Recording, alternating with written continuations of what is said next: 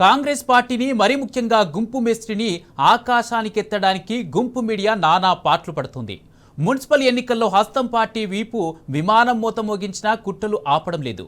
దీనికి వంత పాడుతుందా అన్నట్టుగా రాష్ట్ర ఎన్నికల సంఘం కూడా ఆటలాడుతుంది. ఇక మున్సిపల్ ఎన్నికల నిర్వహణలో లోపాలు స్పష్టంగా తెలుస్తున్నా కప్పిపుచ్చుకోవడానికి గుంపు మీడియా సహకారంతో డ్రామాలు చేస్తుంది. ఫలితాలు పూర్తి స్థాయిలో వెల్లడించిన తర్వాత కూడా పార్టీల వారీగా ఓటు షేరు ప్రకటించేందుకు ఎన్నికల సంఘం ఇంకా మీనామేషాలు లెక్కిస్తుంది. కౌంటింగ్ అయిపోయి 24 గంటలు గడిచిన తర్వాత కూడా ఓట్ షేరు డేటా కోసం అధికారులు తికమక సమాధానాలు చెప్తూ తంటాలు పడుతోంది.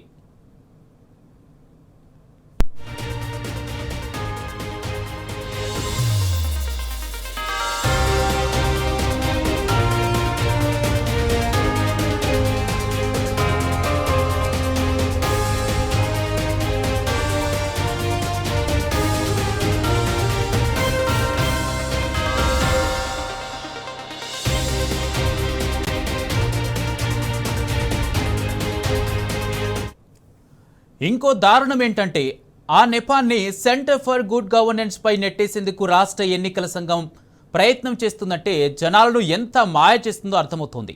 వాస్తవానికి అన్ని జిల్లాల కలెక్టర్ల ద్వారా రిటర్నింగ్ అధికారుల ద్వారా పార్టీల వారీగా ఓట్ షేర్ డేటా ఇప్పటికే రాష్ట్ర ఎన్నికల సంఘానికి చేరాల్సి ఉన్నా దానిపై ఏమాత్రం శ్రద్ధ పెట్టడం లేదు.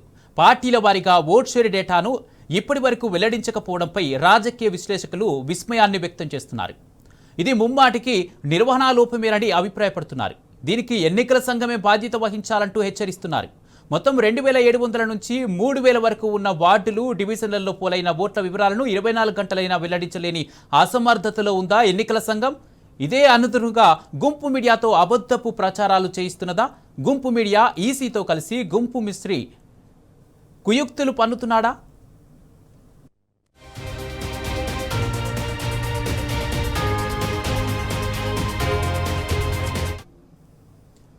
కాంగ్రెస్ పార్టీని మరీ ముఖ్యంగా గుంపు మేస్త్రిని ఆకాశానికి ఎత్తడానికి గుంపు మీడియా నానా పాట్లు పడుతోంది.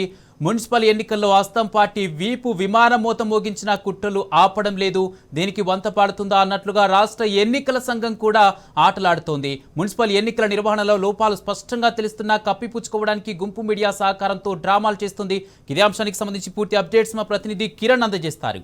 కిరణ్, ఏదైతే రాష్ట్ర ఎన్నికల సంఘం తీరు ప్రతిసారి కూడా అనుమానాస్పదాల తీరుకు తావిస్తోంది. ఎందుకంటే ప్రస్తుతం ఎన్నికల జరిగి కూడా మరో గంట గడిస్తే 24 గడిచినట్టు అవుతుంది. అయితే ఇప్పటి వరకు కూడా పార్టీల వారీగా ఓట్ షేర్ ఇవ్వాల్సి ఉన్న రాష్ట్ర ఎన్నికల సంఘం ఇప్పటి వరకు కనీసం ఆ అంశం పైన కానీ ఆ వివరాలు వెల్లడించడంలో కూడా చాలా తాత్సారం చేస్తుంది.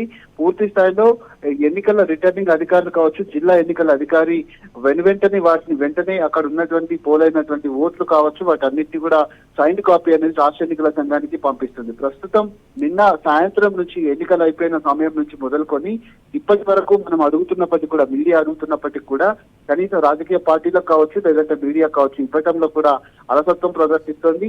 ఈ నేపాల్ అంతటిని కూడా సెంటర్ ఫర్ గుడ్ గవర్నెన్స్ పైన వేసేటువంటి ప్రయత్నం చేస్తుంది. వాస్తవానికి సంబంధం లేదు. ఎందుకంటే రాష్ట్ర ఎన్నికల అధికారులకు ఇటు రిటర్నింగ్ అధికారులు కావచ్చు లేదంటే జిల్లా ఎన్నికల అధికారులు అనేది సైన్డ్ కాపీ ఎన్ని ఓట్లు పోల్ అయ్యాయి, అక్కడ ఎంత శాతం పోలింగ్ ఓట్లకు సంబంధించినటువంటి వివరాలన్నింటిలో కూడా ఓట్ల శాతాన్ని కూడా ఇటు ఎన్నికల సంఘానికి నిన్న రాత్రి చేరాల్సి ఉంటుంది. కానీ ఉదయం నుంచి అడుగుతున్నప్పటికీ కూడా ఆ తికమక సమాధానాలు చెప్తూ సెంటర్ ఫర్ గుడ్ గవర్నెన్స్ మాకు డాటా ఇవ్వలేదు, ఇంకా అక్కడ వాళ్ళు కూడా డాటా తీసుకున్నట్టుగా మాకు అనిపించట్లేదంటూ కూడా అధికారులు చెప్పినటువంటి సమాధానాలు మనకు కనిపిస్తా ఉన్నాయి.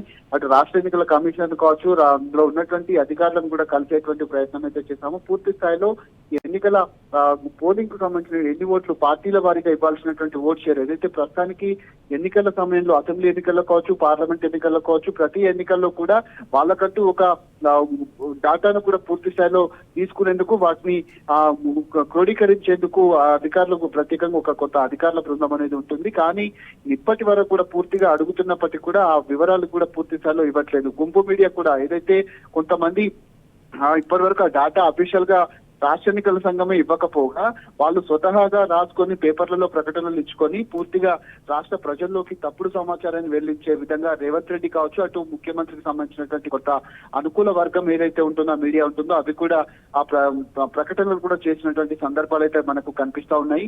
వీటిని వాస్తవాల రూపంలో మనం చూపెట్టేటువంటి ప్రయత్నం అయితే చేసేటువంటి భాగంగానే ఉదయం 8 గంటల నుంచే మనం అడుగుతా ఉన్నాము. వాళ్ళు కనీసం ఈ అంశం పైన కావచ్చు, ఎందుకంటే జిల్లాల వారీగా ఏదైతే గెలిచినటువంటి అభ్యర్థుల లిస్టు కావచ్చు, వాళ్ళు ఏ పార్టీ నుంచి గెలిచారు, ఒక పార్టీకి పలానా ఓట్లు వచ్చాయి, పలానా పార్టీకి ఇంత శాతం వచ్చిందని కూడా కనీసం చెప్పలేనటువంటి పరిస్థితి అయితే ఉంటుంది.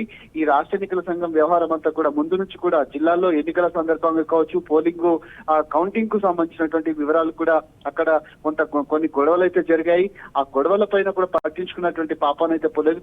మా దృష్టికి రాలేదంటూ సమాధానాలు దాటవేసేటువంటి మీ అంతా కూడా ఫ్రీ అండ్ ఫెయిర్ గా ఎలక్షన్లు నిర్వహించాము, ఎక్కడ కూడా ఇబ్బంది లేకుండా పారదర్శకంగా ఎన్నికలు నిర్వహించుకోవడానికి గొప్పలు చెప్పుకునేటువంటి ప్రయత్నంలో భాగంగానే ఇలాంటి ప్రయత్నాలు అయితే చేస్తుంది. అందులో భాగంగానే వీటిని వివరాలు వచ్చినప్పటికీ కూడా ఇవ్వట్లేదా, లేదా అసలు వాస్తవానికి అసలు ఆ వివరాలే రాలేదా అనేది మాత్రం మనకు కొన్ని అనుమానాలు అయితే రాజకీయ విశ్లేషకులు చెప్తా ఉన్నారు. రాజకీయ పార్టీలు కూడా రాష్ట్ర ఎన్నికల సంఘం వ్యవహారం పట్ల కూడా కొంత విస్మయానికి అయితే గురవుతున్నటువంటి పరిస్థితులు మనకు కనిపిస్తా ఉన్నాయి. Right, thank you Kiran.